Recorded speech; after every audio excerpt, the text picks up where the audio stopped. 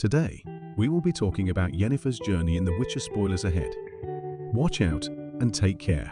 In her hometown of Vengerberg, Yennefer, a young lady with one of her shoulders standing higher than the other and her jaw juts out to one side, attempts to return a flower to two lustful lovers outside a barn. The couple is disgusted by her appearance and they attack Yennefer, pinning her to the ground and hurling insults her way until she instinctively portals away to Aretuza. There she meets Istrid, a young sorcerer who informs her that she's been marked. He then creates an untraceable portal to send Yennefer back home.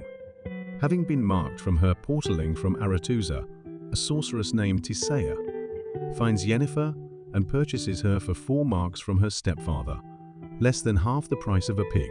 Yennefer's mother objects, prompting her husband to denounce Yennefer as his daughter. Yennefer is forcefully taken from her home in Vengerberg and locked in a room in Aretuza. She looks at herself in the mirror.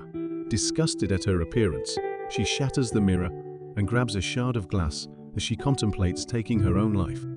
Despite slitting her wrists, Yennefer survives the night after her failed suicide attempt due to Tissaia saving her. Later, after being called to the greenhouse, Tissaia explains the dangers of magic and how each one of them showed an aptitude for controlling it, making them conduits of chaos, though magic itself is the control of chaos. Tissaia has gathered them for a trial. Before each of them is a flower and a stone, and they are to lift the stone without touching it. All of the initiates are able to lift the stone, except for Yennefer. Discouraged by her failed attempt, Yennefer flees the greenhouse. She finds Istrid and introduces herself. Soon after, the young women sit across from each other during an exercise on thought transference to determine their partner's greatest fear. However, after hours of analyzing her partner, Annika Yennefer has failed to determine her fear and lies to cover up her inadequacies. Tissaia calls Yennefer out for her lie and rebukes her in front of the class. Yennefer retreats to Istrid and vents her shortcomings. He advises her to keep trying. He volunteers to be read, and Yennefer finally succeeds in thought transference. The two share a beautiful moment. The initiates are later taken to Torlara to test their ability to control the ultimate expression of chaos, catch lightning in a bottle. On Yennefer's turn, she fails, causing the lightning to strike her, sending her across the room. Enraged, Yennefer shoots the lightning at Tissaia, who redirects it into the sky. Afterwards, Tissaia proceeds to relate to Yennefer, saying there are 2 types of mages, those who can control their emotions and those who let their emotions control them. Yennefer and Tissaia being the latter. In her fear of being sent home, Yennefer finds Istrid, who insists that they'll find a way. He can't show Yennefer what he knows, because he has to ensure that the knowledge never reaches the Brotherhood. Istrid instead shows her the skulls of the elves who built Aretuza, explaining the elven history and how they were the original mages. He gives Yennefer a Fane Nude. Using this plant, Yennefer summons a portal with no difficulty. Istrid is confused as to how she is able to conjure a portal on her first try. She reveals that her real father was a half-elf and was killed during the Great Cleansing. The half-elf blood caused her to be born with a twisted spine, and she believes that this is why no one could ever love her. Istrid kisses her, proving Yennefer wrong about no one loving her. Yennefer takes the flower she got from Istrid to Tissaia, as it was a test to see if Yennefer could control her emotions long enough to get it from him. Yennefer asks if this means she's ready to ascend, and she is instructed to listen for the knock. That evening, Yennefer listens for the knock. However, it's not her door that Tissaia knocks on. She spies on Tissaia as she turns 3 of the initiates into eels. The rectoress calls for Yennefer and instructs her to push them into the water. Tissaia took away their control, but they still have power. Yennefer concludes that they're conduits for Aretuza. Many years later, Yennefer meets with the enchanter in preparation for the initiation day. Every girl he enchants leaves Aretuza a living work of art, no matter how challenging the task. But later, Yennefer is told that she is being sent to Nilfgaard rather than Aedirn as promised. Tissaia reveals that it was her blood that finalized the chapter's decision. Sending a quarter elf to Aedirn would only further ostracize Sintra given their hatred for elves. The rectoress explains that it was Stregobor who told the chapter about Yennefer's true father, and Yennefer realizes that the only way he could have known is if Istred told him. Yennefer refuses to attend the initiation. She confronts Istred for telling Stregobor about her elven blood. The couple begin patronizing one another until Istred tells Yennefer that no amount of power or beauty will make her feel worthy of either. She finds the enchanter and demands that he make her beautiful. Despite not having the necessary herbs to sedate her during the procedure, Yennefer demands that he go through with it. Yennefer removes her clothes and is strapped to a chair. She requests that the enchanter leave her purple eyes and scars. Before proceeding, he informs Yennefer there is a cost to a creation. To be reborn, Yennefer will bear no more. The enchanter surgically removes Yennefer's reproductive organs.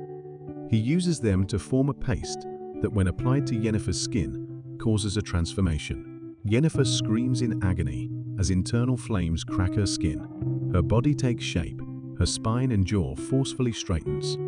Following a successful transformation, Yennefer arrives at the Arethusan ball, catching everyone's eye. Completely reborn and appearing almost entirely like a new person, she greets the king of Vengerberg, who discards Fringilla in favor of her. The two then dance center floor, and she wins Aedirn as she originally wanted. 30 years have passed, and Yennefer hasn't aged a day.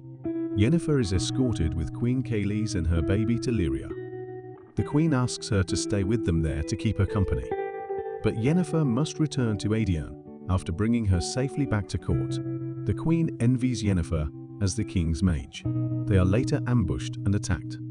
All of the men are killed, and their bodies dismembered by a large insect-like creature. Yennefer opens up a portal, sending them to a desert. Yennefer explains to Kaylis that the assassin is sent and paid to kill the queen, as she has run out of chances to provide the king a male heir. The assassin follows them to the desert, and they teleport to a cliff. The queen berates the mage, as she wasn't able to foresee it. Yennefer teleports by herself, leaving the queen and her baby with the assassin. The queen begs to be spared and offers her daughter as a sacrifice. The assassin kills the queen. As the creature is about to attack the baby, Yennefer comes back and kills the creature, grabbing the baby and teleports. But the assassin's knife catches them and kills the baby. Yennefer has failed to protect both the queen and the daughter. Years pass. Tissaia visits Yennefer, whom she hasn't seen in years, and warns her of being pure chaos as Yennefer is left with her to her own devices once she abandoned Aedirn.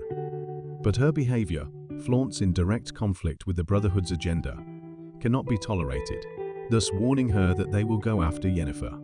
She begs her to return to Arethusa and offer her a chance of redemption, but Yennefer refuses.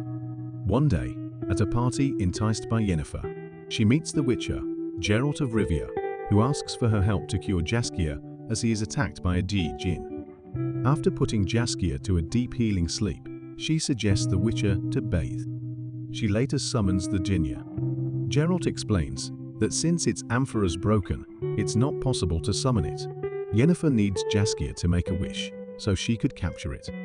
She uses thought transference to get into Geralt's head and casts a spell.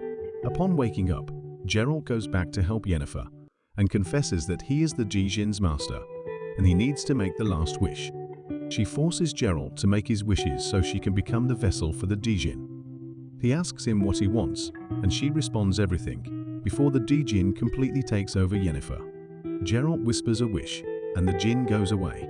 As it does this, the house breaks, but the two of them manage to teleport before the roof and the ceiling collapse on them. They fight a little, and then end up making love.